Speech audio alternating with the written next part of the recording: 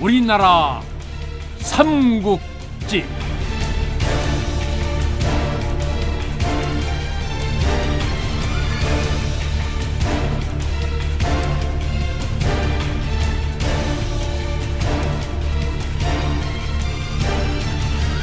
제41부 아신왕의 항복 첫 번째.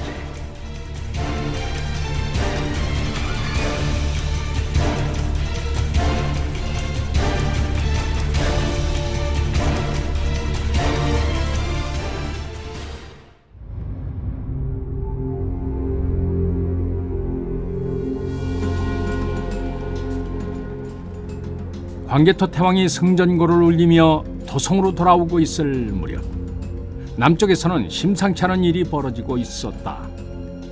관미성 수복에 실패한 아신왕은 그 뒤로도 대수를 건너 접경지역을 공격했지만 번번이 고구려 남부대인 운하굴의 치밀한 전략과 막강한 군사력에 막혀 분노를 삼켜야만 했다.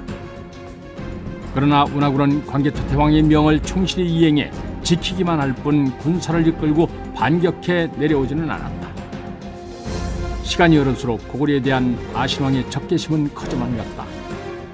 아신왕은 서재인 홍을 내신좌평으로 삼아 그에게 내정을 맡긴 후에 자신은 고구려에게 서륙할 준비에만 매달렸다. 하지만 패전이 거듭되자 아신왕은 혼자의 힘으로는 고구려의 막강한 힘을 감당할 수 없음을 깨달았다. 그래서 아신왕은 자국의 영향력 아래에 있는 가야와 외의 군사를 동원할 마음을 먹었다. 그런데 이 무렵 외의 대화국에서는 응신왕이 죽고 인덕왕이 새로이 즉위했다. 그래서 백제 입장에서는 양국의 우호관계를 다시 확인할 필요가 있었다. 아신왕은 태자 여영을 보내어 대화국과의 결속을 강화하는 한편 고구려와의 전쟁에 군사를 지원하겠다는 약속을 받도록 했다. 왕명을 받고 대화로 건너간 태자 여영은 인덕왕을 만나 앞으로 있을 고구려와의 전쟁에 참가하도록 설득했다. 인덕왕은 여영을 위해 성대한 주연을 베풀고 환대했다. 여영이 외에 머물며 결속을 다지고 있을즉 아신왕은 좌장 진무에게 명해 대수와 아래 쌍현성을 쌓고 군사를 집결시켜 고구려와의 결전에 대비토록 했다. 백제의 이런 움직임은 고구려의 첩자들에 의해서 운하굴에게 보고됐다. 운하굴은 사태의 심각성을 고려할 때 더 이상 이를 묵과할 수만은 없다고 판단하여 도성으로 장계를 올렸다.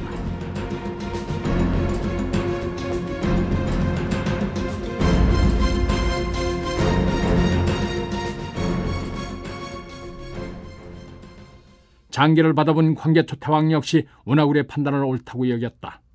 천하의 중심에서는 웅대한 포부를 펼치려면 먼저 백제가 더는 고개를 쳐들지 못하도록 눌러둘 필요가 있었다. 광개토 태왕은 대신들을 모아놓고 백제를 정발할 일을 의논했다.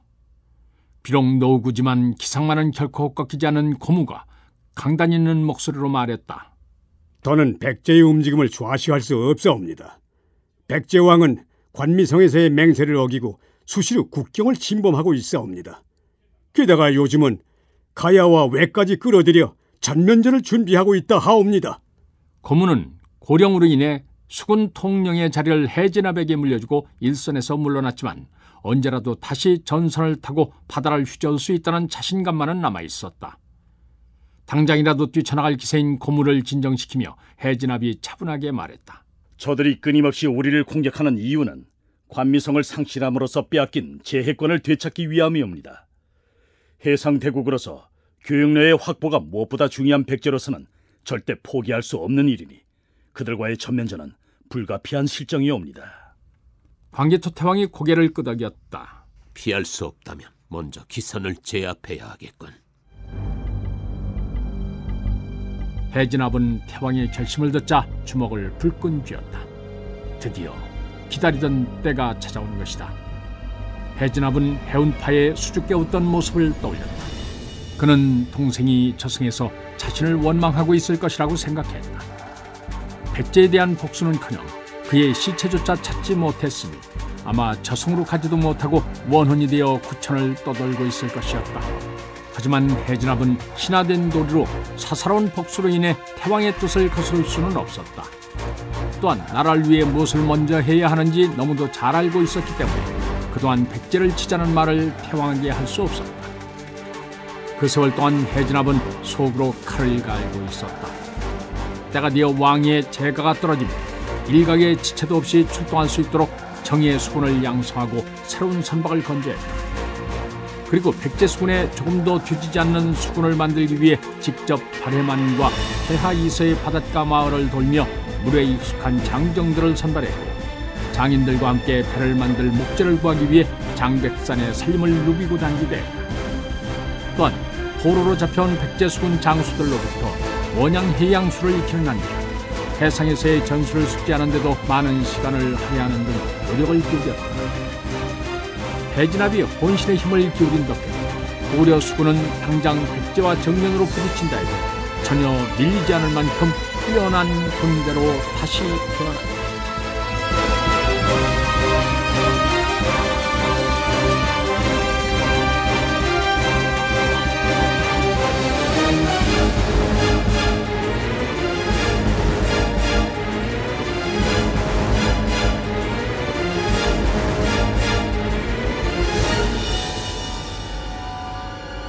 광개토 태왕이 대신들에게 내어놓은 전략은 속전속결이었다.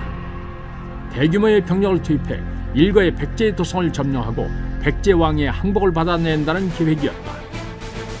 고무를 비롯한 몇몇 대신들은 이번 기회에 백제를 병합하자고 나섰지만 광개토 태왕은 그것은 그리 현명한 방법이 아니라 생각했다. 백제는 결코 만만한 상대가 아니었다. 비록 전력면에서 고구려가 우위라고는 하지만 몇 세기에 걸쳐 서국과 외까지 그 지배력을 뻗쳐온 백제의 저력을 무시할 수는 없었다. 만일 백제를 완전히 병합하고자 한다면 고구려 또한 많은 희생을 감수해야만 했다. 하지만 그것은 고구려에 별 도움이 되지 않았다. 광개토 태왕은 백제가 고구려의 지배 질서를 받아들이고 그에 순종하기만 한다면 그들의 주권을 보존해주고 싶었다. 이는 후일 그의 대외 원정에서 일관되게 나타나는 정책이었다.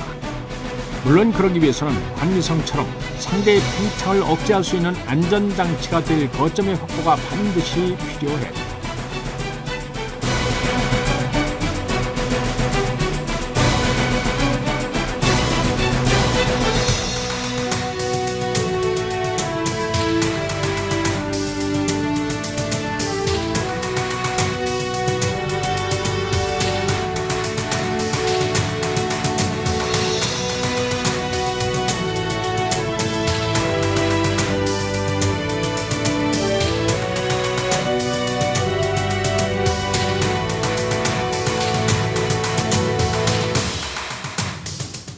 백제인 내신 좌평 부여홍은 집무실에 앉아 고민에 빠져 있었다.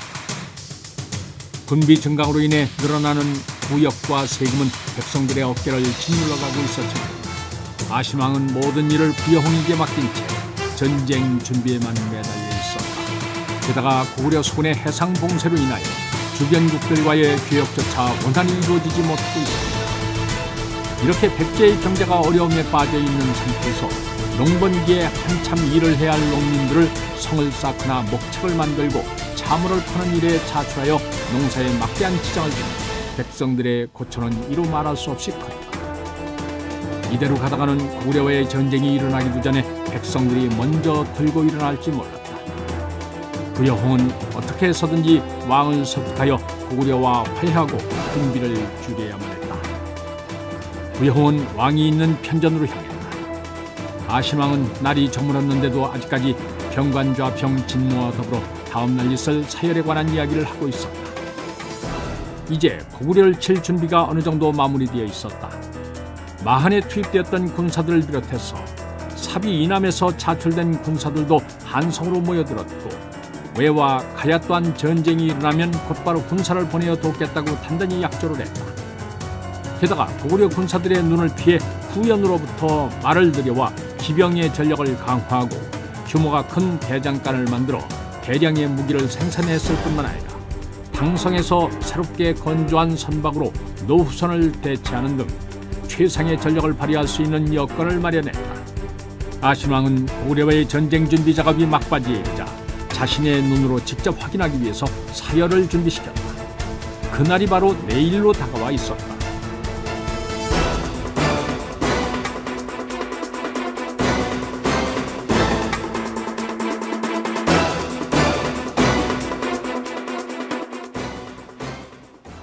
부여홍이 들어서자 아신왕이 고개를 들었다.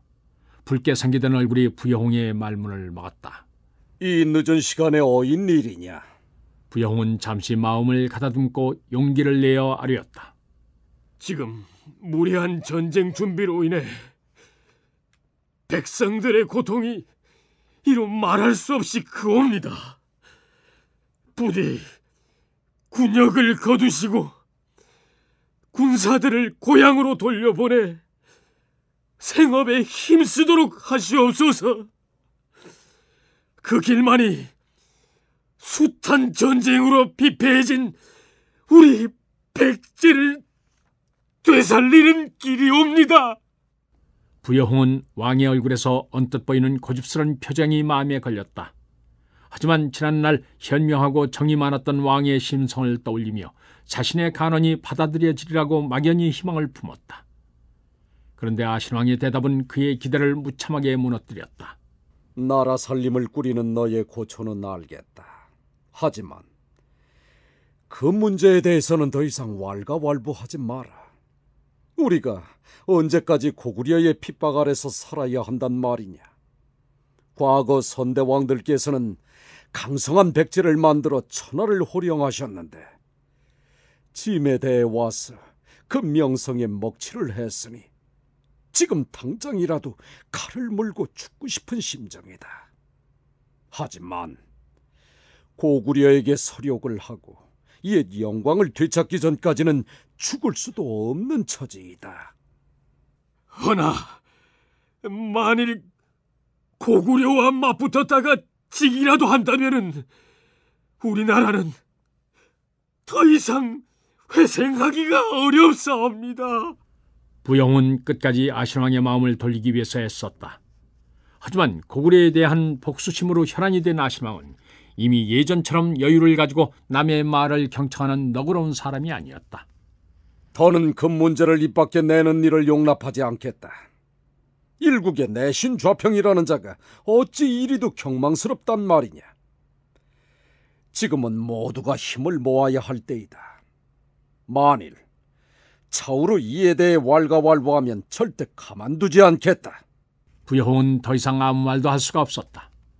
매우 단호하고 차갑게 내뱉는 아신왕의 말 한마디에 머리카락이 곤두서고 온몸에 소름이 돋아났다.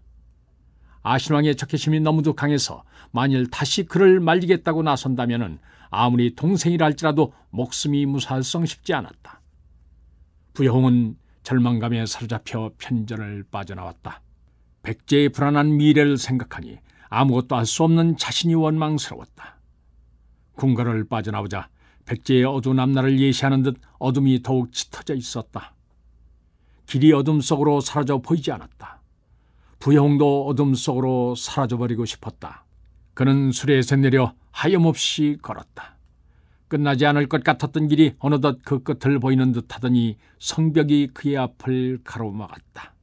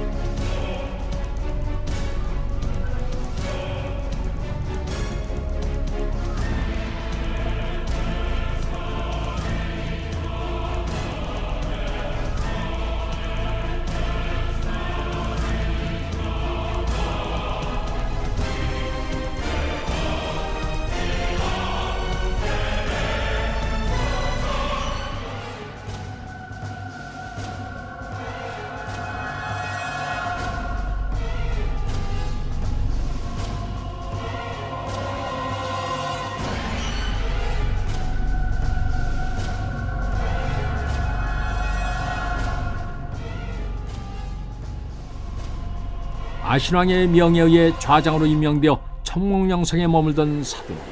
언제라도 왕명이 떨어지면 고구려를 칠 수 있도록 국경에 주둔하고 있던 군사들의 태세를 정비하고 있었다. 지난번 전령을 통해 전달된 연통에 의하면 아신왕이 육성한 남부의 군사들이 청몽영성에 합류하는 시점에 맞춰 선전포고가 이루어질 듯해. 그런데 사도에게 먼저 전달된 소식은 뜻밖에도 고구려 군사들이 폐하를 넘었다는 내용이었다. 처음 소식을 접했을 때 그는 늘상 벌어지는 가벼운 시위라고 여겼다. 이전까지 백제가 국경을 자주 침범했음에도 운하군은 이를 격퇴만 할 뿐 결코 무리하게 쳐내려오는 법이 없었다. 사도는 일단 척후대를 보내어 고구려군의 움직임을 살폈다. 그런데 사도의 예상과는 달리 운하군이 이끄는 고구려 군사들은 진격을 늦추지 않고 남하하더니 순식간에 부소갑을 손아귀에 넣었다. 고구려 남부 군단이 총동원됐는데 그 수요가 헤아리기 어려울 정도로 많았다. 사도는 고구려 군사들의 군세를 보고받고 이미 전면전이 시작됐음을 깨달았다. 사도는 급히 토성으로 전서구를 띄우는 한편 주변 성들의 연락을 취해 비상사태를 선포하고 준비를 강화하게 했다. 이미 전쟁을 준비하고 있던 국경 주변의 백제 군사들은 사도의 명에 따라 일사불란하게 방어태세를 갖추었다. 사도는 모든 조처를 취한 후에도 마음을 놓을 수 없었다. 폐하 2세에 주둔한 운하군의 병력 정도라면 도성에서 구원군이 올 때까지 충분히 막아낼 수 있었다. 하지만 만일 고구려의 광개토 태왕이 직접 나섰다면 감당할 자신이 없었다. 부소갑을 점령한 운하군의 군대는 쉬지 않고 청몽영성으로 진군해 오더니 성을 포위했다. 사도는 군사들을 이끌고 힘겹게 공격을 막았다. 며칠만 견디면 도성에서 구원군이 당도할 터였다. 사도는 입장이 바뀐 상황이 한탄스러웠지만 이 또한 상황 판단을 제대로 하지 못한 자신들의 실수였으므로 감당해내야 했다.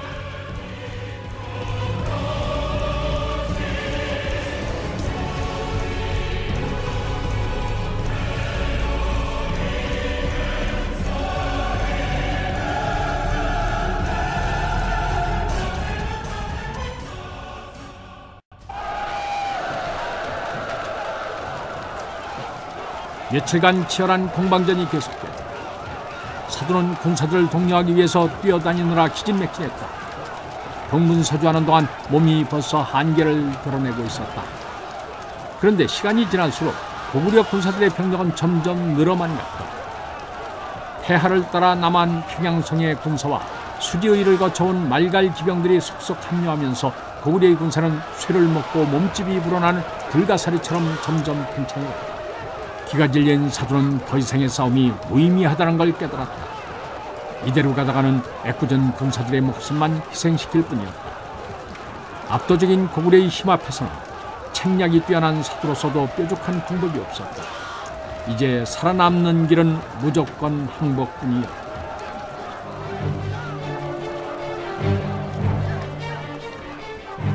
사도는 자신이 이제껏 공들여 쌓아올린 탑이 한순간에 무너져 내린 듯하여 피해감이 들었다. 자신을 인정하고 등용해준 아신왕과 나이를 초월해 진정한 우정을 베풀어준 진, 그리고 끝까지 자신을 믿고 따라준 아내의 얼굴이 스쳐 지나갔다. 만일 자신이 여기서 무너진다면 이들의 안위 또한 보장할 수 없었다. 하지만 그렇다고 당장 자신을 믿고 따른 부하들을 죽음의 구렁텅이로 몰아넣을 수도 없는 일이었다. 갈등하던 사도는 마침내 백기를 내걸고 성문을 열었다. 어차피 성산이 없는 싸움이었으므로 항복하는 것만이 무고한 희생을 줄이고 남은 사람들을 살릴 수 있는 길이었다. 말 위에 높이 올라 하얗게 센 수염을 나부끼며 성문을 들어서는 운하군의 모습은 위풍당당했다. 그 뒤를 따라 보병과 철기병 그리고 말갈의 경기병들이 모습을 나타냈다. 수요를 헤아리기 어려울 정도로 많은 군사들이었다.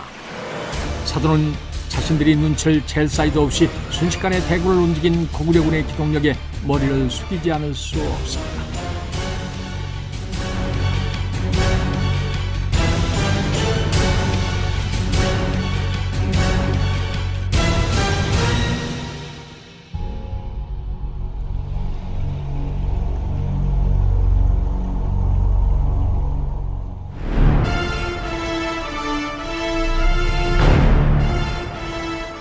한편 고구려 군사들이 폐하를 넘어 부서갑을 함락시키고 청목령성을 포위했다는 소식을 들은 아신왕은 선수를 뺏긴 데 대해 적지 않게 당황했다.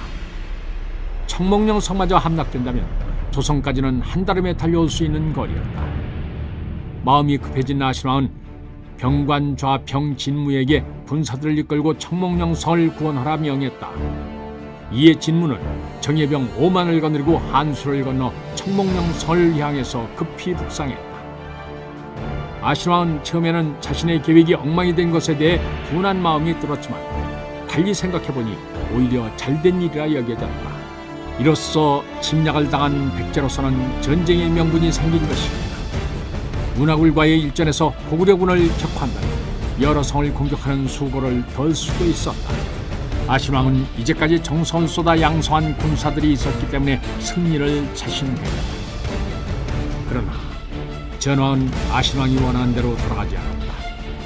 진무가 군사를 이끌고 떠난 지 사흘째 되는 날, 고사야 홀차, 위추월, 동자월 등에서 잇따라 봉화가 올랐다.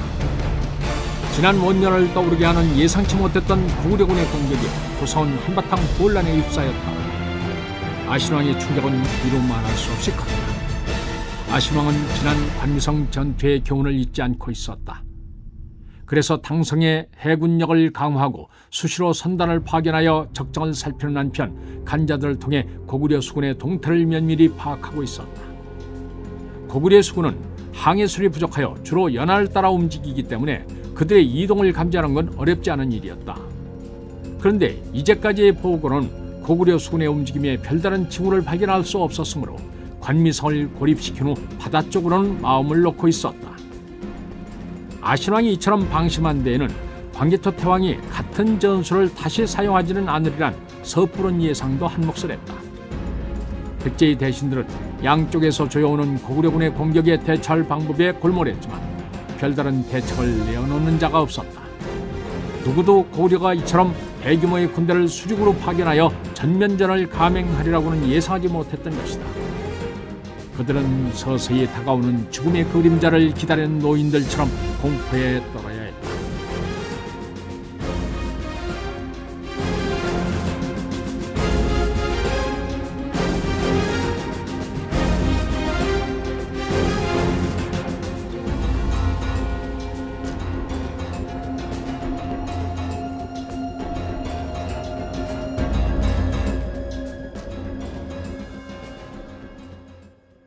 아신왕은 신하들을 불러놓고 대책을 물었지만 누구도 나서서 대답하는 자가 없었다.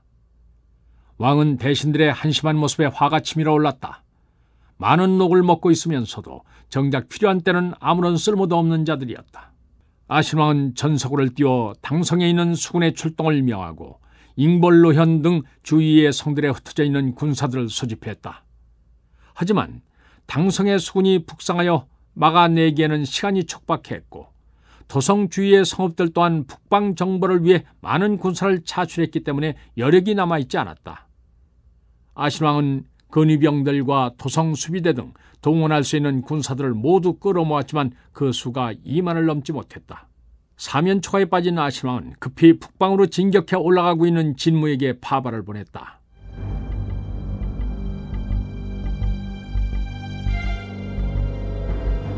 이때 북상하던 진무는 수리홀련, 지금의 문산에 이르러 청목령성이 함락됐다는 소식을 접했다. 좌장 사두가 운하굴의 위세에 눌려 항복했다는 말에 진무는 아연실색하고야 말았다. 하지만 그대로 충격 속에 빠져 있을 수만은 없었다. 무슨 일이 있어도 고구려군의 남하를 막아내야만 했다. 아신왕의 전령이 당도했을 때 진무는 배수를 따라 진영을 설치하고 강에 떠있는 배들을 모두 거두어들여 고구려 군사들이 도강하는 것을 경계했다. 배수를 사이에 두고 백제군과 대치하게 된 운하군은 군사를 여러 갈래로 나누어 강을 건너려고 시도했다. 그래서 진무 역시 군사를 쪼개서 이를 막을 수밖에 없었다. 만일 한 곳이라도 구멍이 뚫리게 된다면 고구려 군사들의 진격을 저지할 수 없었다. 그러므로 도성이 급하다고 하여 일부의 병력을 차출하면 전체 방어선이 무너질 수 있었다. 결국 항상 옆에서 아신왕을 지켜주던 진무조차도 이번만큼은 구원의 손길을 뻗칠 수가 없었다. 점점 가까이 들이오는 고구려 군사들의 그림자는 조금씩 아신왕의 숨통을 졸고 있었다. 아신왕은 밀려드는 두려움과 분노로 숨을 헐떡였다.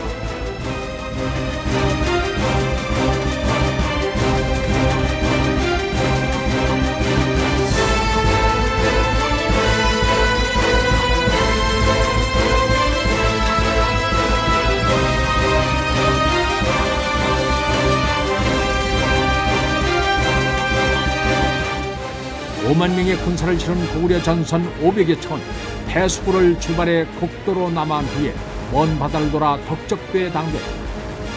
해진압은 섬 그림자에 숨어 어둠이 내리기만을 기다렸다. 오랜 시간을 들여 먼 바다로 돌아간 것은 백제 수군의 감시에서 벗어나기 위한 방책이었다. 덕적도에 도착한 광개토 태왕은 함대를 둘로 나누어 해진압과 명림자부에게 일대를 이끌고 미초를 공격하도록 한다. 자신은 아불파연 등과 함께 나머지 함선을 이끌고 도사의 홀차로 상륙했다. 달빛이 넘실거리는 파도 너머로 육지가 어렴풋이 윤곽을 드러냈다.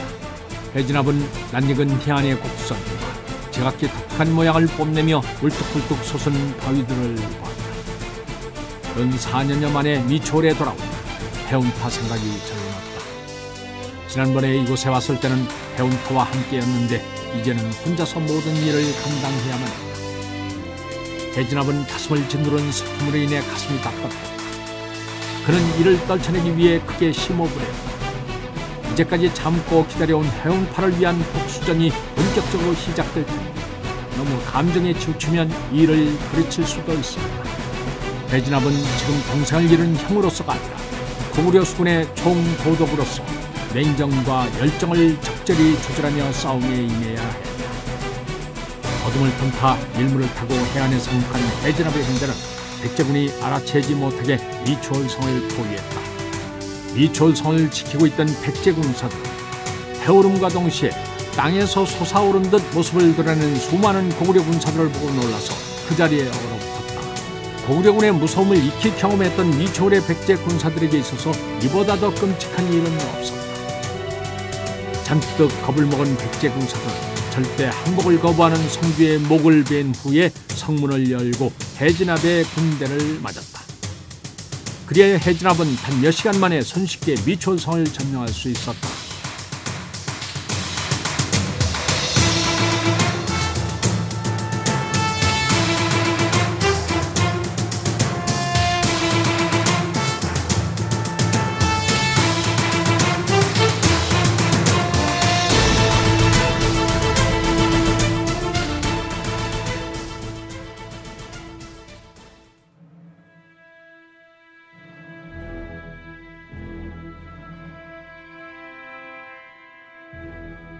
해진압의 군대가 성에 입성하자 성에 있던 백성들은 앞다투어 쌍수를 들고 나와 환영했다.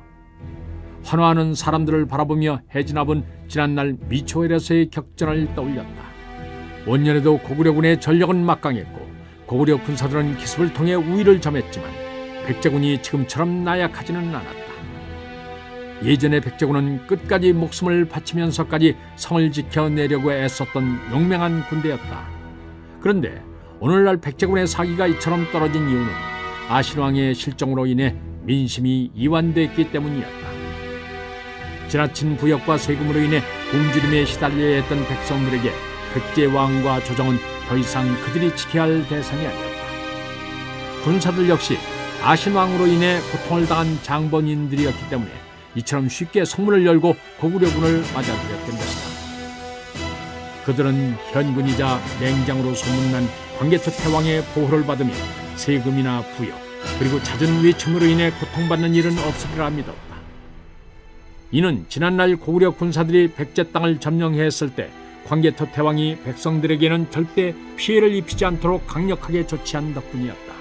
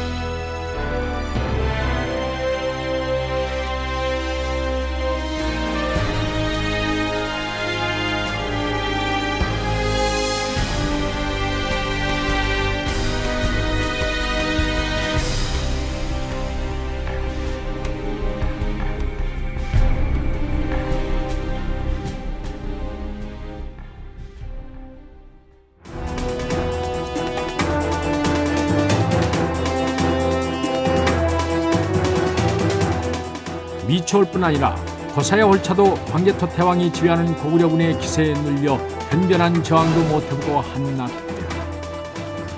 광개토 태왕은 해안 지역을 완전히 장악하자 해진압을 검포로 보내 김포 반도를 공략하게 하고 압을 파해내기는 명림자부와 합세하여 각기 육로와 수로를 통해 당성으로 쳐들어가 백제수군의 주력을 완전히 봉쇄케 했다. 그런 연후에 친히 군사를 이끌고 동사이를 거쳐 잉벌로로 진격했다. 태왕명이 떨어지자 해진압은 미추홀에 약간의 군사를 남겨 지키도록 한 후에 검포로 올라왔다. 그런데 북상하는 동안 백제 군사의 그림자조차 볼 수 없었다. 그들은 고구려 군사들이 몰려온다는 소문을 듣고 모두 달아난 것이었다. 그리하여 해진압의 군대는 아무런 방해도 받지 않고 백제군이 포진해 있는 검포성에 당도했다.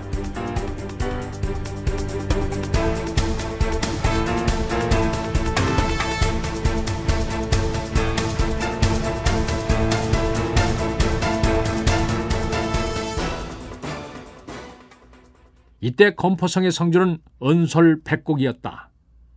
그는 지난날 만이산 첨성단에서 해운파의 목을 벤 장수였다.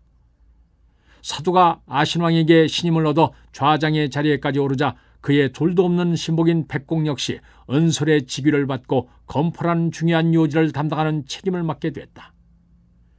백곡은 고구려 군사가 미추홀에서 치고 올라온다는 보고를 받고 김포반도 전역의 군사들을 검포성으로 직결시켰다. 김포반도는 평야가 발달되어 곡식이 풍부했으므로 군량을 확보하기 용이해서 군사들의 사기가 어느 곳보다 높았다. 백곡이 검포성에 모인 군사들을 사열해보니 5,000명가량이 됐다. 비록 고구려군에 비해서 수적으로 열세였지만 성을 굳건히 지키고 버틴다면 한동안은 막아낼 수 있을 듯했다. 백곡은 먼저 척후대를 보내어 고구려군의 움직임을 살피고 군사들과 인근 백성들을 동원해서 성을 보수했다. 한편 관미성주 고진여는 군사를 보내어 혈구도 곳곳에 주둔하고 있는 백제 군사들을 공격했다. 이때 혈구도에 흩어져 있던 백제 군사들은 광개토 태왕의 친정 소식에 겁을 집어먹고 즉시 항복을 했다.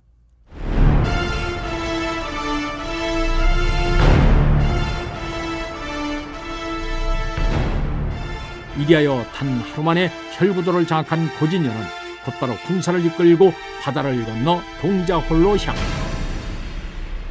고진여는 배 위에서 눈앞에 보이는 육지를 보며 해운파의 모습을 떠올렸다.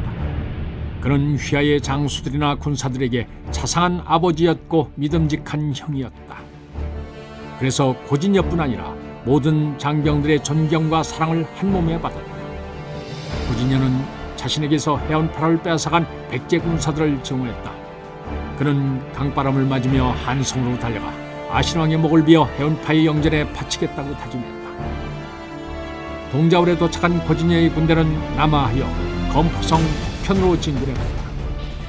이때 해진압의 군대 역시 검포성의 남쪽으로 접근하고 있었다.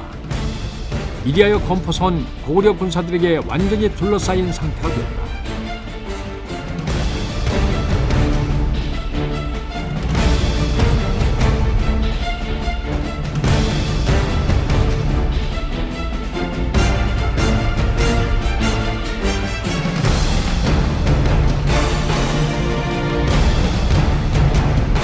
백곡은 성 주위를 새카맣게 메우고 있는 고구려 대군을 바라보면서 해운파의 얼굴을 떠올렸다.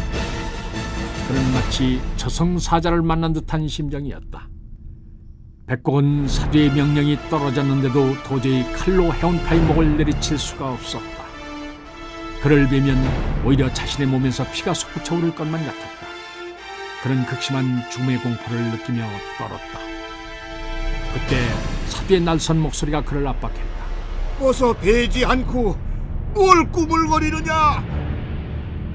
평소에 냉정을 잃지 않던 사두도 이때만은 무척 초조해 보였다. 주위의 시선이 백곡에게 쏠렸다. 제사장과 군사들 역시 눈짓으로 그의 결단을 재촉하고 있었다. 그들도 한시라도 빨리 두려움과 부끄러움을 떨쳐버리고 싶은 마음이 간절한 듯했다. 백곡은 더 이상 망설일 수가 없었다. 어서 이 상황에서 벗어나고 싶었다. 백곡은 자결한 심정으로 칼을 휘둘렀다. 묵직한 느낌이 칼날을 타고 손목으로 전해들었다. 해운파에 먹은 돌처럼 둔탁한 소리를 내며 바닥에 떨어졌다. 괴이하게도 해운파의 몸에서는 피 한 방울 흐르지 않았다. 땅에 떨어진 해운파의 머리를 쳐다본 백곡은 소스라치게 놀라 그 자리에서 주저앉고 말았다. 해운파의 눈이 빛을 뿜으며 백곡을 쏘아보고 있었다. 그 후로 백곡은 밤마다 허공을 떠다니는 해운파의 머리와 마주쳐야 했다. 해운파는 불타는 눈으로 백곡을 노려보며 곧 너를 데리러 오겠다고 나지막하게 으르렁거리고 있었다. 그 소리는 마치 지하에서 들려오는 것처럼 희미했지만 그 뜻만은 명확하게 뇌리에 각인됐다. 백곡은 드디어 해운파가 자신을 데리고 가기 위해서 왔다고 생각했다. 그는 막상 두려워하던 일이 닥치니 오히려 마음이 편해졌다. 성 아래 내려다 보이는 고구려 군사들 사이로 해운파의 얼굴이 오락가락하고 있었다.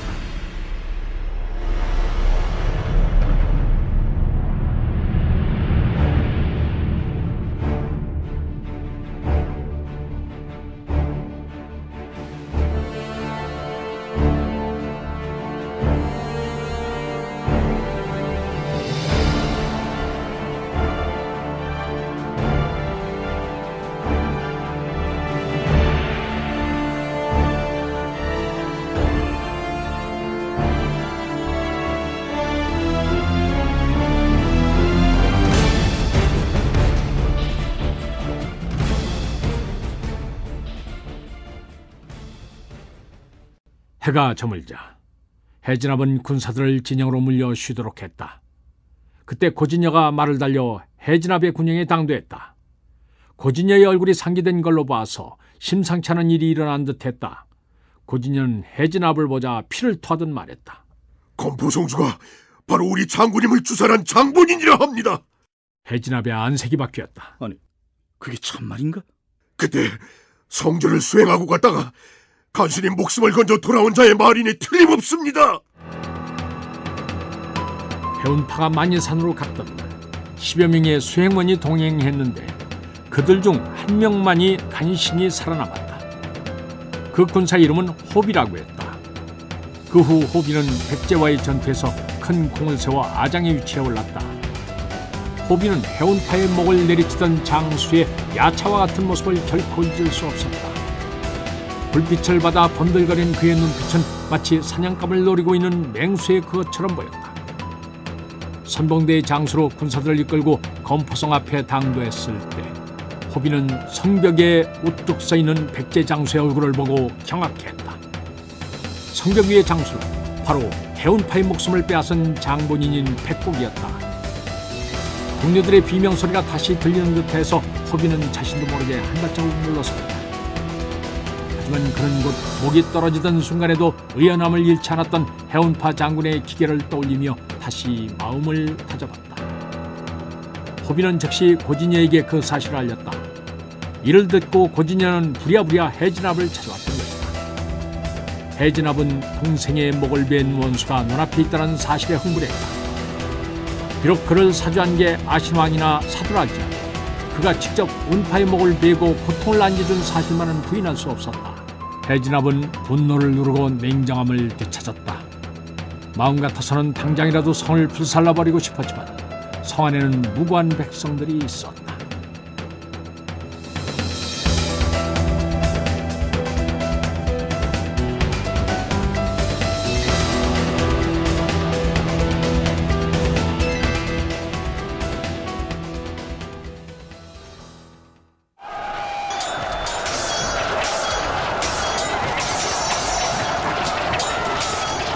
이튿날 고구려군의 총공세가 시작됐다. 검포성 군사들은 백곡의 지휘 아래 시설을 날리며 고구려 군사들의 접근을 막았다. 하지만 고구려군은 공성전에 탁월한 전력을 갖추고 있었다. 그들은 강력한 석포와 먼 거리의 목표물도 정확히 맞출 수 있는 궁수, 성벽을 손쉽게 오를 수 있는 운제, 그리고 경험이 풍부하고 훈련이 잘된 보병을 갖추고 있었다. 고구려 군사들은 공수대의 엄호를 받으며 성벽을 타고 올랐다. 백제 군사들은 전력을 다해 저항했지만 군사들은 그들이 생각했던 것보다 훨씬 강했다. 백곡은 턱 밑까지 치고 올라온 고구려 군사들을 보며 절망했다. 아무리 막아보려 했었지만 성벽에 매달린 적병은 오히려 늘어나기만 했다. 이제 성에 함락은 시간 문제였다. 백곡은 고려 군사들에게 잡혀 죽을 바에야 차라리 자결을 하는 것이 낫다고 생각했다. 백곡은 허리에 찬 반도를 빼어들었다. 이제 그가 선택할 수 있는 길은 명예로운 죽음뿐이었다. 하지만 막상 칼을 빼들고 보니 죽는 것이 무서웠다. 스스로 목숨을 끊는다는 것은 결코 쉬운 일이 아니다. 떨리는 손으로 목에 칼을 겨누었을 때 갑자기 고려 진영에서 북소리가 들리더니 성벽을 지키던 백제 군사들의 입에서 안도의 함성이 터져나왔다. 고구려 군사들이 물러간다!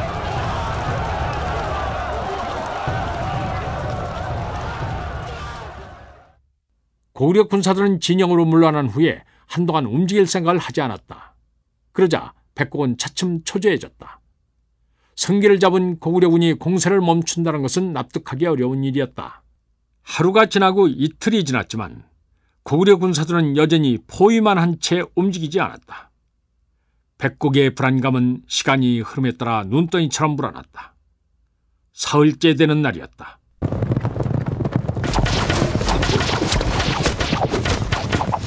한 무리의 고구려 경기병이 성으로 달려오더니 화살을 쏘아댔다. 드디어 올 것이 왔다고 생각한 백제의 군사들은 일제히 반격에 나섰다. 그런데 몇 차례 화살을 날린 고구려 군사들은 백제군의 반격이 시작되자 황급히 말머리를 돌려 진영으로 돌아갔다. 백곡은 영문을 몰라 그들의 뒷모습을 한참 쳐다보았다. 그들은 마구잡이로 허공을 향해 화살을 쏘았을 뿐이었다. 그때 한 군사가 화살 한 대를 들고 뛰어왔다. 여기 화살 앞부분에 쪽지가 묶여 있습니다. 백곡은 화살에 묶인 쪽지를 풀어보았다. 쪽지를 읽던 백곡의 얼굴이 새파랗게 질렸다. 군사들도 이곳저곳에서 화살에 묶인 쪽지를 펴서 읽었다. 백곡은 주변을 살피더니 황급히 자신의 처소로 피해 들어가 안에서 문을 잠갔다. 부장이 영문을 몰라 한 군사가 읽던 쪽지를 받아들었다. 우리가 원하는 건 성주 백곡의 목이다. 만일 그대들이 백곡을 우리에게 넘기고 항복한다면 털끝도 다치지 않겠지만 계속 저항한다면 한 사람도 살아남지 못하리라.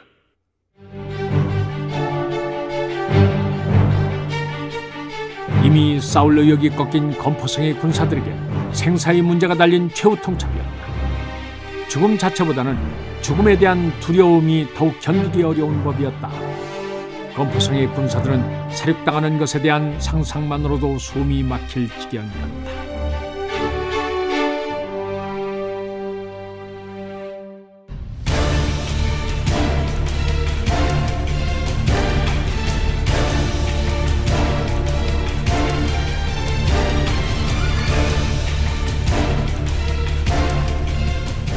백곡은 그때부터 누군가 자신을 죽이기 위해 달려들지 모른다는 망상에 빠져 주위를 경계하기 시작했다. 그는 항상 갑옷을 이중으로 껴입고 부장이나 호위 군사들조차도 곁에 가까이 오지 못하게 했다. 그는 날이 갈수록 의심이 심해지더니 결국 그로 인해 돌이킬 수 없는 잘못을 저질렀다. 고구려 군사들은 여전히 건포성을 포위하고 있었지만 사흘이 지나도록 움직이지 않았다.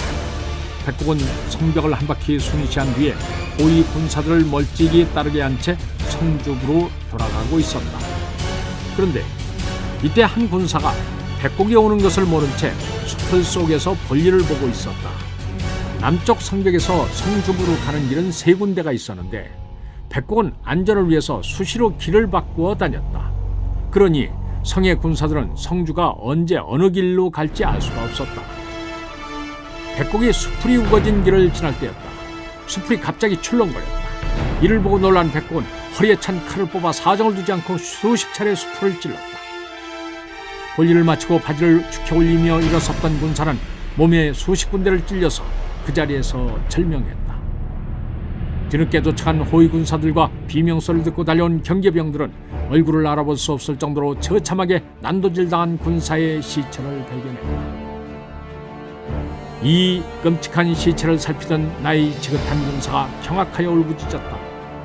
죽은 군사는 이제 갓 18살이 된 그의 아들이었다. 두 사람은 건포현에서 농사를 짓다가 군에 징집되어 이 섬까지 오게 되었고 서로 의지하며 힘겹게 전투를 치러내고 있었다. 그런데 적도 아닌 자신들의 성주에게 이처럼 비참한 죽음을 당했으니 그 아버지가 제정신기가 없었다. 노변 칼을 빼어들고 미친 듯이 백곡에게 달려들었다. 그러나 일개 군사가 장수인 백곡을 당해낼 수는 없었다. 백곡은 가차없이 칼을 휘둘러 그 아버지마저도 반통하려 했다. 이 참상을 지켜본 군사들은 백곡에게서 등을 돌렸다. 그들은 백곡을 경외했고 그의 만행에 분노했다. 자신들의 목숨을 파리보다 하찮게 여기는 장수 밑에서 싸움을 할 수는 없었다.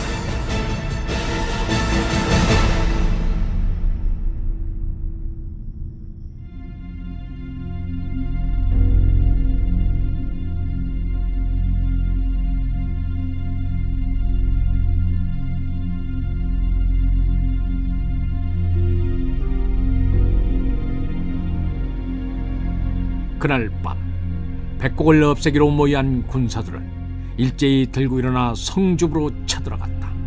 항상 긴장하고 있던 백곡은 성주부로 들이닥친 군사들을 피해 재빨리 뒷문으로 달아났다. 그는 이런 일에 대비해 성 밖으로 통하는 비밀 통로를 만들어 두었다. 그는 통로를 따라 서북쪽 성벽 밑으로 빠져나간 후 고구려 군사들의 눈을 피해 북쪽으로 달려 사도에게로 갈 생각이었다. 하지만 돌과 나뭇잎으로 은폐해둔 통로의 입구에는 이미 부장이 칼을 빼든 채 기다리고 있었다. 이리로 올 줄 알았지. 내 놈의 목을 끊어가야만 우리가 살 수 있어. 부장은 살기 위해서 백곡의 목이 반드시 필요했다. 이제 누구도 싸울 마음이 없어진 즉 살아남을 수 있는 유일한 수단은 백곡의 목을 가져가는 것뿐이었다. 부장은 단칼에 백곡의 목을 부장이 피가 흐른 백곡의 머리를 들고 나오자 군사들은 환호성을 터뜨렸다. 그 속에는 이제야 살았다는 안도와 백곡에 대한 분노가 섞여 있었다. 검포성의 군사들은 성문을 활짝 열어 고구려 군사들을 맞아들였다. 부장은 해진압 앞으로 나아가 백곡의 머리를 받치고 항복의 예를 올렸다. 해진압은 미리 준비해둔 해운파의 위패 앞에 백곡의 머리를 받쳐 그 넋을 위로했다. 해진압은 검포성을 포위하고 있으면서 김포반도 전역으로 군사를 보내어 평정을 해두었기 때문에 검포성의 함락을 끝으로 김포반도는 고구려군의 손에 떨어졌다.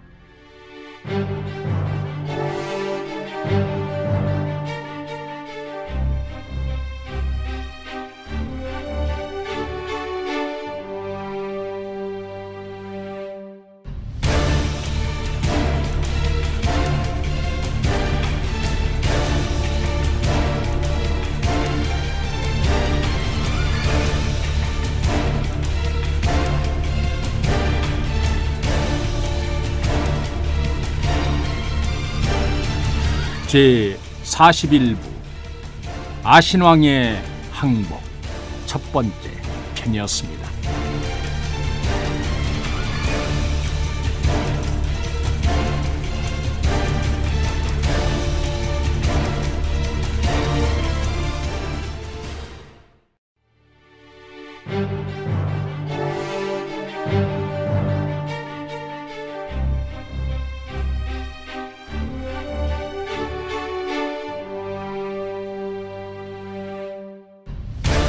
우리나라 삼국지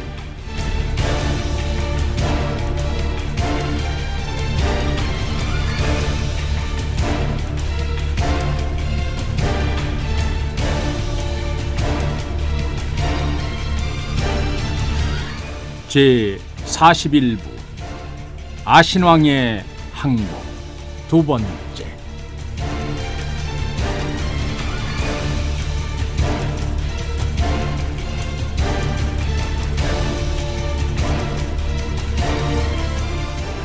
광개토 태왕의 군대가 잉벌루에 당도하여 노들나루까지 장악했다는 소식이 전해지자 백제 조정은 발칵 뒤집혔다. 잉벌루에서 한성까지는 채 하루도 걸리지 않는 거리였다. 백제는 절박한 상황에 처해 있었다. 좌장 서두는 이미 고구려군에게 항복했고 좌평 진무는 고전을 면치 못하고 있었다. 이제 믿을 것이라고는 당성의 수군뿐이었다. 그러나 당성의 수군 또한 아불파연의 급습으로 인해 움직일 수 없는 상황이었다. 얼마 전 명장 모켈강부가 지병으로 세상을 떠난 후 그의 조카인 모켈수영이 그 뒤를 이었다. 그는 야심은 크지만 무능한 인물이었다. 모켈수영은 숙부가 이루어 놓은 막강한 수군 전력만을 믿고 자만심에 빠져 경계를 게을리했다.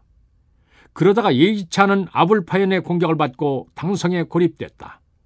사정이 이러했으니 한성을 도우러 올 구원군은 어디에도 없었다. 내신 좌평 부여홍이 나서며 왕에게 간했다. 고구려군이 이미 잉벌로를 점령하고 한수를 따라 도성으로 접근하고 있다 하옵니다. 지금 도성의 군사만으로는 고구려의 대군을 막아내기 어렵사옵니다. 일단 저들에게 강화를 청하시고 여의치 않으면 한성을 떠나 한산으로 피하셔야 하옵니다.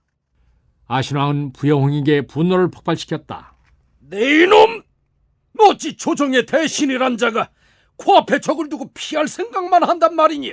군장을 차려입은 아신왕은 당장이라도 허리에 찬 칼을 뽑아 부여홍을 내리칠 기세였다. 하지만 부여홍은 이를 보고도 눈 하나 끔찍하지 않았다. 군주란 모름지기 나아갈 때와 물러날 때를 알아야 하옵니다. 범부의 잘못된 판단은 자신 한 몸만을 망치지만 군주의 오판은 나라를 망하게 하고 백성들을 도탄에 빠뜨릴 수도 있사옵니다. 아신왕의 귀에는 부여홍의 직언이 자신에 대한 빈정거림으로밖에 들리지 않았다. 평소에도 자신의 정책에 사사건건 반대하고 나섰던 인물이 아닐까. 어쩌면 이 기회에 자신을 왕위에서 몰아내려는 역심을 품고 있는지도 모를 일이었다. 생각이 여기에 미치자 아신왕은 주저없이 부여홍을 향해 칼을 휘둘렀다. 부여홍은 간발의 차로 몸을 틀어 칼날을 피했다. 칼날이 어깨를 스치며 살갗에 얕은 상처를 냈다. 이때 주위의 대신들이 황급히 왕의 앞을 가로막았다. 내두자평 사등이 나서며 아뢰었다. 비록 죄가 있다고는 하나 그는 폐하의 혈육이며 강직한 신하이옵니다. 나라가 누란 지위에 처한 이때에 조정의 대신을 처단하신다면 어찌 백성들이 한뜻으로 뭉칠 수 있겠사옵니까? 대신들이 한 목소리로 부여홍을 변호하자 아신왕의 의심은 더욱 깊어갔다. 왕의 양팔인 진무와 사두가 없는 데다가 적군이 코앞에 닥친 이때 대신들까지 돌아선다면 큰일이 아닐 수 없었다. 이들을 자극하는 것은 현명한 일이 아니었다.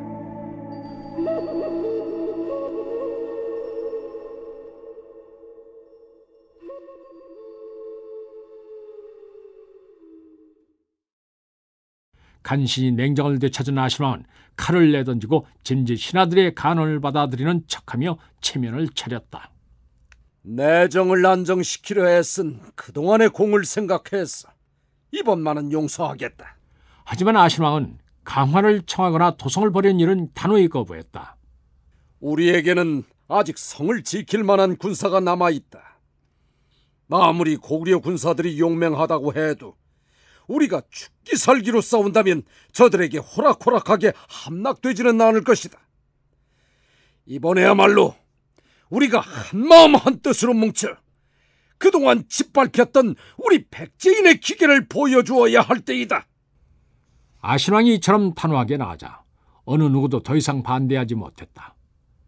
편전을 물러나와 좌평 지무실에 모인 대신들은 저마다 불안한 얼굴로 앞으로의 일에 대해서 의견을 나누었다.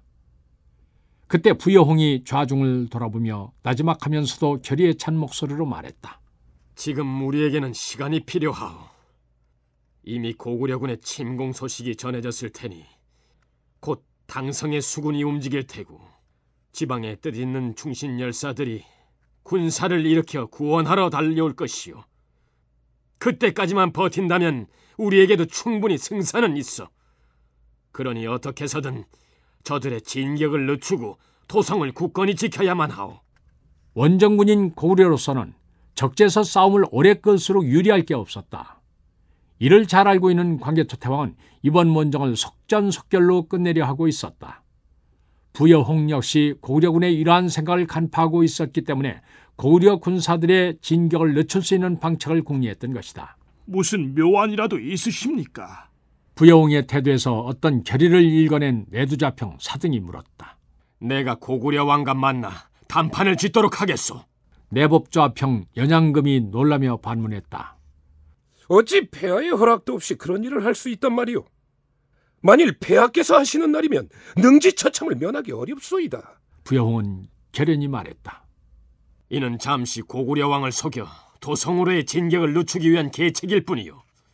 다행히 고구려 왕이 우리의 강화 제의를 받아들인다면 그때 가서 다시 논의하면 될 문제고, 이를 거부한다 하더라도 조금이나마 시간을 끌 수 있지 않겠소? 하지만 일이 잘못되면 상공의 목숨이 위험하오. 이미 나라를 위해 버리기로 작정한 목숨인데 무엇이 아깝겠소?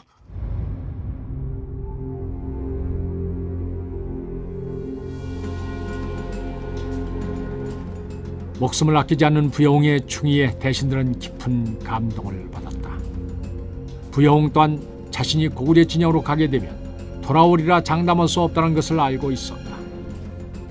그러나 그대로 앉아서 죽음을 기다릴 바에야 차라리 당당하게 광개토 태왕을 상대로 단판을 짓다가 목숨을 잃는 편이 훨씬 명예로웠다.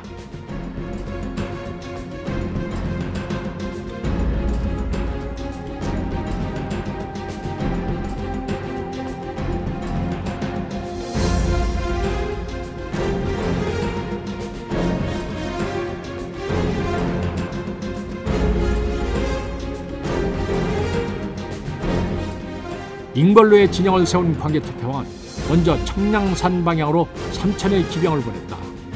그곳을 장악함으로써 한산이나 광주로 향하는 백제왕의 퇴로를 막을 수 있었다. 그리고 노들나루에서 배를 띄워 수시로 한소 북단을 순시시켰다. 이러한 일련의 조치들로 한성은 점점 고립되고 있었다. 광개토 태왕은 이번만큼은 아신왕이 호락호락 손을 들고 나오지 않으리라 예상했다. 한성은 백제의 도성답게 주변 여러 성과 유기적으로 연결되어 공략하기가 쉽지 않았다.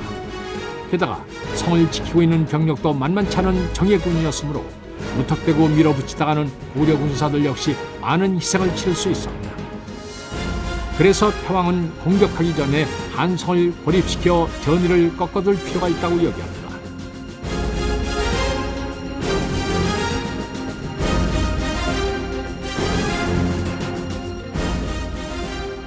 광개토 태왕이 장수들과 아신왕의 목을 조일 방책을 의논하고 있을 때 경계를 서던 군사가 들어오더니 백제의 사신인 부여홍이 당도했음을 알렸다.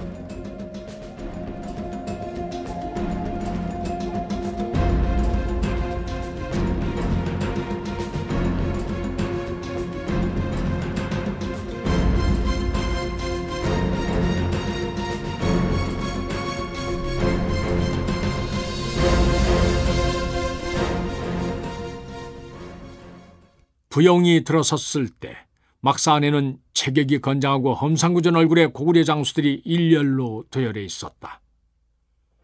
누구라도 제대로 오금을 펴지 못할 정도로 살기등등한 분위기였다. 그러나 막사 안으로 들어선 부여홍은 태연하게 고구려 장수들의 얼굴을 찬찬히 살피더니 광개토 태왕 앞으로 천천히 걸어갔다.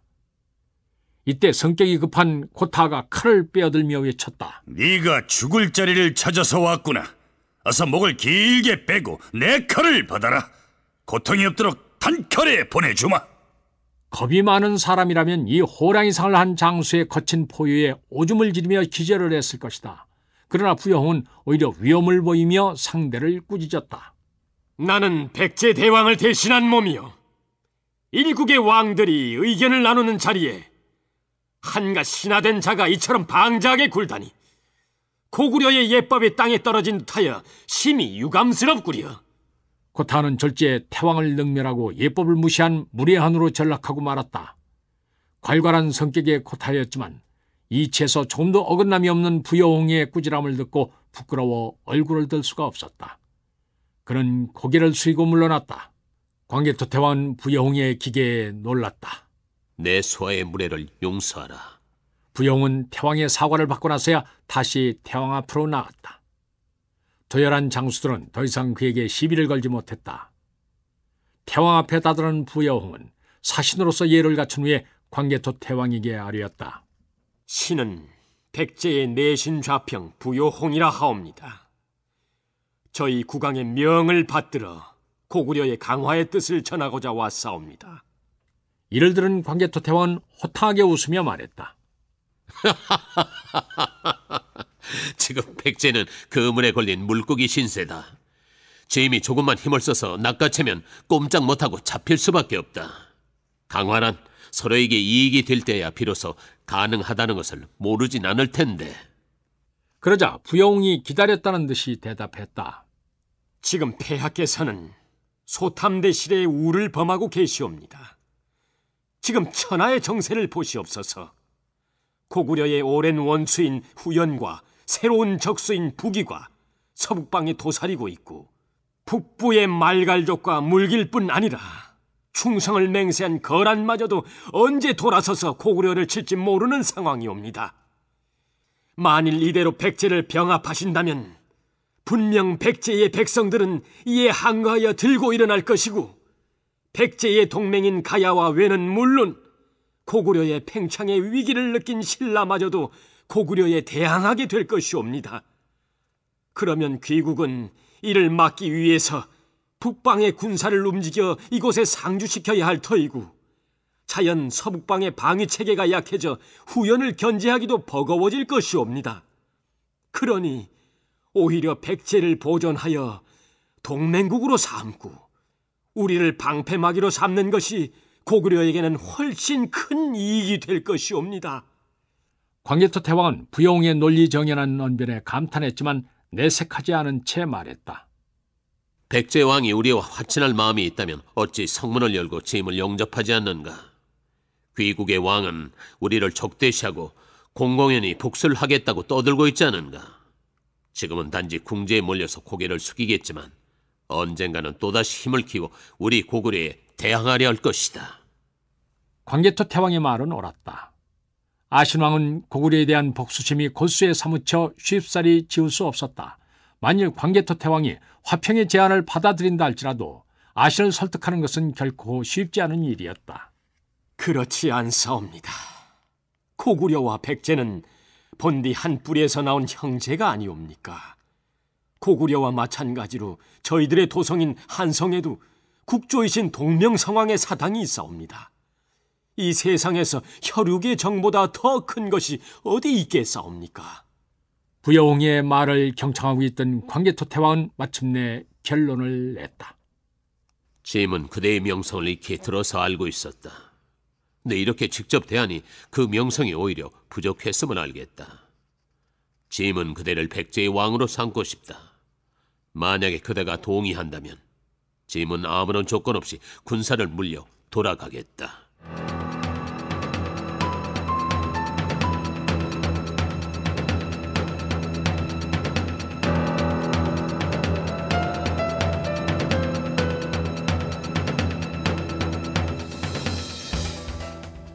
광개토 태왕은 담력과 배포가 큰 부여홍이라면 서로 힘을 합쳐 옹지를 펼칠 수 있으리라 여겼다. 앞으로는 내적인 힘을 외부로 표출해야 할 때였다. 그러기 위해서 든든하게 뒤를 받쳐줄 동맹국이 필요했다. 광개토 태왕의 제안을 받은 부여홍은 펄쩍 뛰며 거부했다. 감히 주군을 배신하느니 차라리 이 자리에서 칼을 물고 죽겠사옵니다.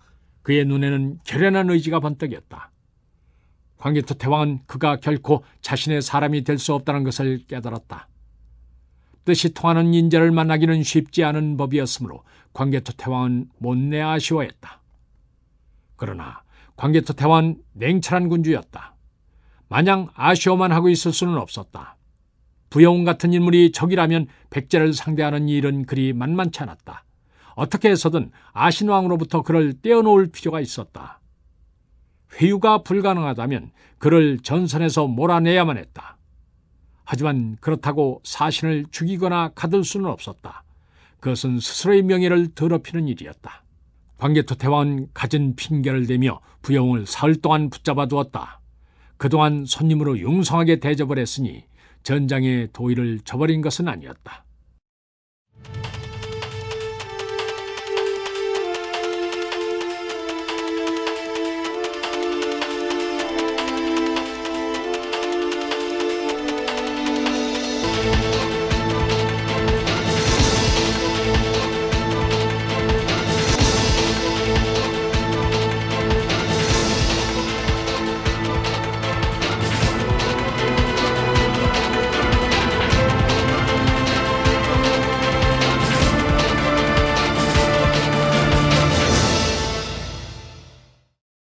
사흘째가 되자 광개토 대왕은 부영을 돌려보내며 말했다. 백제왕이 진심으로 패배를 인정하고 짐 앞에 나와 무릎 꿇고 사죄한다면 혈육의 정을 생각해서 군사를 물리겠소. 그대는 짐의 뜻을 백제왕에게 전하시오. 광개토 대왕이 단호히 나왔기 때문에 부영은 암담한 기분으로 돌아설 수밖에 없었다. 광개토 대왕은 돌아가는 부영에게 고구려에서 비단의 수를 놓아 만든 금수와 거란 원장에서 얻은 준말을 억지로 딸려보냈다. 이를 본 고타가 얼굴이 울그락불그락해지며 따졌다. 폐하, 어찌하여 적국의 일개 사신에게 저처럼 과한 하사품을 내리시옵니까? 그 준말은 말에 욕심이 많은 고타가 눈독을 들여온 오추마였다. 백제를 정복하고 나면 태왕에게 상으로 주십사하고 간청할 생각이었다. 그런데 아무런 공도 없는 부여홍에게 돌아갔으니 고타가 분통이 터질 만도 했다. 그러자 광개토 대왕은 미소를 지으며 말했다. 저자로 인해 우리가 싸우지 않고 승리할 수 있다면 오추마 정도는 결코 과한 것이 아니다.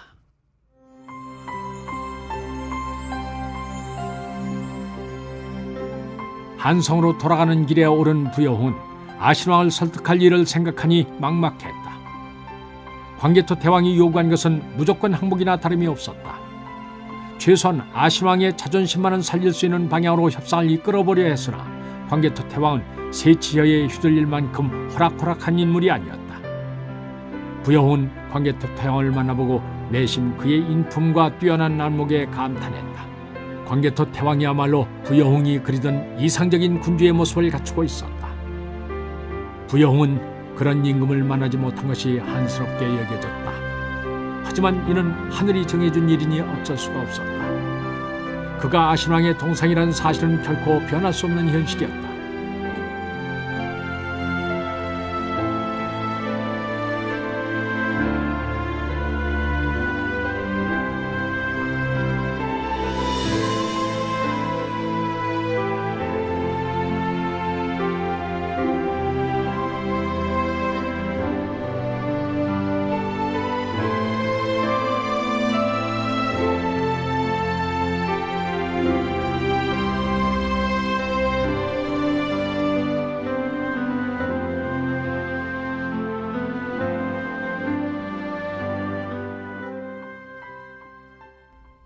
부여홍이 이런저런 복잡한 생각에 잠겨 길을 가고 있을 때 저 멀리서 한 사내가 말을 달려왔다. 사내는 부여홍을 발견하고는 급히 말을 멈췄다. 부여홍은 갑작스런 사내의 출현에 놀라서 허리에 찬 칼을 뽑아들었다. 부여홍은 어릴 때부터 무예를 익혀왔으므로 웬만한 군사 대여섯은 쉽게 물리칠 수 있는 실력이 있었다. 사내는 부여홍의 얼굴을 보고는 안도의 한숨을 쉬었다. 오는 내내 좌평 어르신과 길이 엇갈렸으면 어쩌나 하고 노심초사했습니다. 부여홍은 그때야 그가 좌평 사등의 신복인 구탁임을 알았다. 나를 찾아오는 길이더냐? 부여홍은 불길한 예감이 들었다.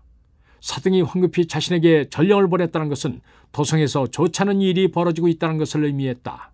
좌평 어르신께서 몰래 성벽을 넘어 고구려 군사에게 투항했다는 소문이 도성의 바닥에 퍼져 있습니다. 이 소문이 폐하의 귀에까지 들어가면 좌평께서는 반역과 배신의 죄로 죽음을 면하기 어렵습니다.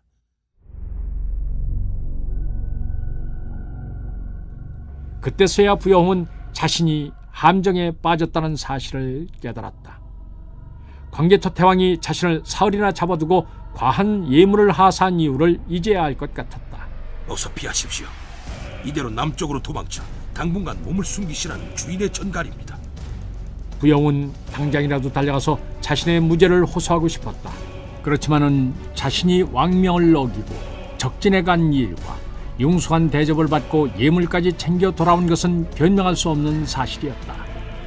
비록 이 모두가 아신왕과 나라를 위해서 한 일이라 할지라도 이를 증명할 방법이 없었다. 더군다나 그런 내세울 만한 어떤 성과도 손안에 쥐고 있지 않았다. 부영은 자신의 의사와는 달리 달아날 수밖에 없었다. 단지 목숨이 아까워서가 아니라 자신으로 인해 왕과 대신들 사이에 균열이 일어날까봐 염려가 됐기 때문이었다.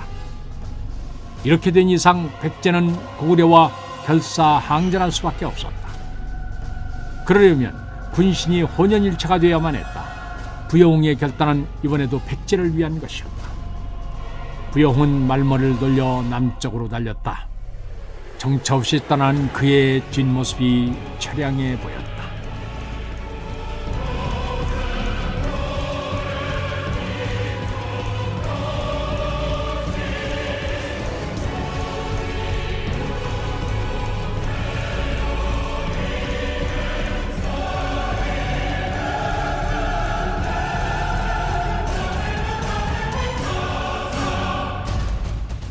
더위를 식히는 비가 내렸다. 한바탕 폭우가 쏟아진 후 산과 들에는 곳곳에 깊은 물웅덩이가 생겨났다. 한성 주위를 둘러싸고 있는 해자의 물도 눈에 띄게 불어있었다. 아신왕은 망루에 올라 성 아래 펼쳐진 들판을 내려다보고 있었다. 빼곡하게 들판을 메운 곡식들이 바람에 보조를 맞춰 몸을 흔들고 있었다. 그런데 이미 날이 훤히 밝았음에도 불구하고 그들과 어울려야 할 농부들의 모습은 어디서도 찾아볼 수가 없었다. 아신왕은 농부들의 모습이 사라진 들판을 보면서 이제 곧 고구려군이 당도하리라는 것을 알 수 있었다. 아신왕은 자신도 모르게 깊은 한숨을 내쉬었다. 지금 아신왕의 마음속에서 싹튼 불안감은 성을 둘러싼 해자의 물처럼 불어나 있었다. 부여홍이 자신을 배신하고 고구려 군사들에게 투항했다는 보고를 받았을 때 그는 왕국을 둘러싸고 있는 성벽 한 구퉁이가 무너져 내린 듯한 충격을 받았다. 비록 자신의 뜻에 사사건건 반대했고 모반을 의심하여 죽이려고까지 했었지만 그의 마음 한구석엔 부여홍에 대한 저버릴 수 없는 믿음이 자리 잡고 있었다. 그것은 그가 절대 백제를 배신하지 않으려는 확신이었다. 그런데 그것이 자신의 환상에 불과했음을 깨닫게 되었을 때 아신왕이 느낀 상실감은 이루 헤아릴 수 없이 컸다. 부여홍의 배신은 백제 참패의 전조에 불과했다. 곧이어 건포성이 함락되고 당성 또한 고구려 군사들에게 포위돼서 고전을 면치 못하고 있다는 보고가 차례로 올라왔다. 그래도 아신왕은 끝까지 희망을 버리지 않았다. 고구려군의 내습이 알려지게 되면 각지의 호족들이 자신을 구하기 위해서 일어날 것이었다. 그렇게 되면 제 아무리 막강한 고구려 군사들이라 해도 몰아낼 수 있었다. 그러나 하늘은 잔인했다. 아신왕의 마음을 다스릴 여유도 없이 또 하나의 패부가 전해졌다. 사비성에서 병력을 기업해 올라오던 남부의 구원병이 매홀, 지금의 수원에서 고구려군에게 패패했다는 소식이었다. 이제는 더 이상 한성을 돕기 위해 달려올 구원군을 기대할 수가 없었다. 이로써 한성은 고립을 면치 못하게 됐다. 아신왕은 낙담을 떨쳐버리기 위해 심호흡을 했다. 그래도 일말의 희망이 남았다면 진무가 북방을 제압하고 돌아오는 것이었다. 아신왕은 자꾸만 약해지려는 마음을 다져봤다.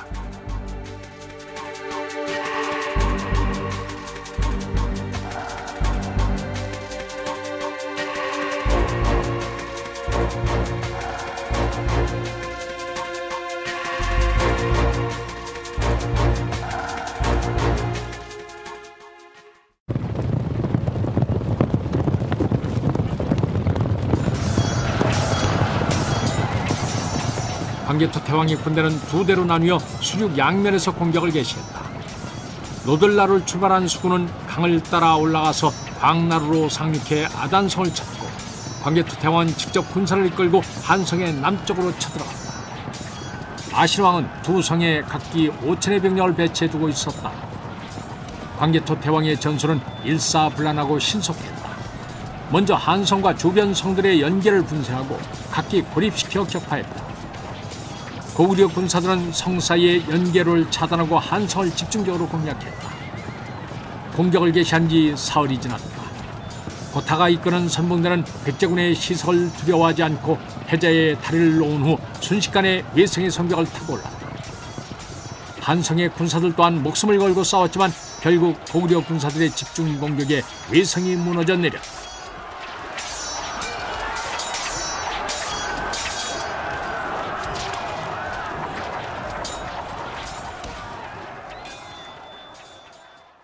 외성이 쉽게 무너지자 아신왕의 충격은 이루 말할 수 없이 컸다. 고구려 군사들은 예전보다 훨씬 강해져 있었다. 한성을 보호하고 있는 외성이 함락되었으니 내성 또한 오래 버티기 어려우리라. 외성을 무너뜨린 광개토 태왕의 군대가 한성의 내성을 물샐 틈 없이 포위했다. 이때 한성에는 5,000명 남짓의 수비군밖에 남아있지 않았다. 그런데 이상하게도 광개토 태왕의 군대는 성을 포위한 채 쉽사리 공격을 개시하지 않았다. 마치 폭풍전의 고요와 같은 시간이 흘러갔다.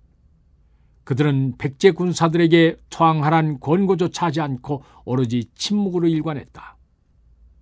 죽을 각오로 싸우려던 한성의 수비군은 흔들리기 시작했다. 시간이 흐를수록 결전의 의지는 옅어졌고 군사들의 기울이 문란해졌다. 그러나 아신왕은 끝까지 항전의 의지를 꺾지 않았다. 이에 사등을 주축으로 한 대신들이 반기를 들고 일어났다. 대신들은 가병을 동원해 아신왕을 감금하고 항복을 강요했다. 수비대의 군사들 역시 살고 싶은 욕망에 사로잡혀 아신왕을 버리고 대신들에게 동조했다. 아신왕을 따르는 몇몇 호위 군사들이 왕을 구하려 했지만 변심한 군사들에 의해서 목숨을 잃었다. 사등은 성문을 열고 광개토 태왕의 군사를 맞이했다. 그리고 광개토 태왕 앞에 아신왕을 끌고 왔다. 삶을 체념한 아신왕은 어느새 담담한 심정으로 돌아와 있었다. 배신자들에 대한 분노조차 느껴지지 않았다. 그대는 어찌 신의를 저버리고 우리나라의 국경을 넘보았는가? 광개토 태왕이 매섭게 물었다. 지난날의 패배에 승복할 수 없어. 무릇 왕이란 한 국가의 전통과 명예의 수호자요. 그런데 선대에 걸쳐 대국으로 천하를 호령하던 백제가 나에 대해 와서 무너져 내리는 것을 어찌 보고만 있겠소. 나는 싸우든지 죽든지 둘 중에 하나를 선택해야 했소. 아신왕의 말 속에서 비장함이 묻어났다. 광개토 태왕은 변한간 호탕한 웃음을 터뜨렸다. 그대 형제들은 모두 담대하고 고집스럽구려. 단지 다른 점이 있다면 부여홍에 비해서 그대가 더 어리석다는 것이오. 광개토 태왕은 목숨이 경각에 달린 상황에서도 굽히지 않는 아신에게서 왕의 기상을 읽었다. 광개토 태왕은 아신왕을 풀어주고 자신의 맞은편에 의자를 놓고 앉도록 허락했다. 짐은 그대가 죽기를 바라지 않는다. 언제든 힘을 키우면 다시 일어나 보도록 하라. 그때까지는 백제를 고구려의 속국으로 삼겠다. 광개토 태왕은 아신왕이 나라를 수습하여 달려들 힘이 생기면 다시 고구려를 치리란 것을 잘 알고 있었다. 그러나 태왕은 이미 아신왕에 대해 속속들이 간파하고 있었기 때문에 그가 아무리 발버둥을 쳐봤자 손바닥에서 도는 구슬이나 다름이 없었다. 광개토 태왕은 간특하고 속을 알 수 없는 사람이 백제의 왕위에 오를지도 모른 위험을 감수하느니 차라리 솔직담백한 아신왕을 그대로 남기는 편을 택했다. 아신왕은 젊은 왕의 관대함에 고마움을 표하지는 않았다. 하지만 그 역시 이때부터 마음 한구석에 광개토 태왕에 대한 존경심과 두려움을 동시에 가지게 됐다.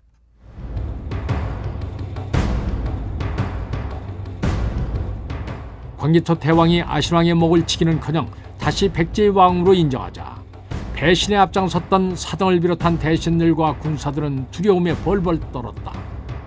언제 아신왕이 복수의 칼날을 꺼내들지 모르는 일이었다. 광개토 태왕은 승자로서 백제를 견제할 수 있는 강화 조건을 내세웠다. 사직을 무너뜨린다 해도 어쩔 수 없는 처진 백제로서는 이를 모두 받아들여야만 했다. 그리하여 강화 조약이 맺어진 결과 백제는 고구려의 속국임을 인정하고 배수가 아닌 한수를 두 나라의 경계로 삼았다.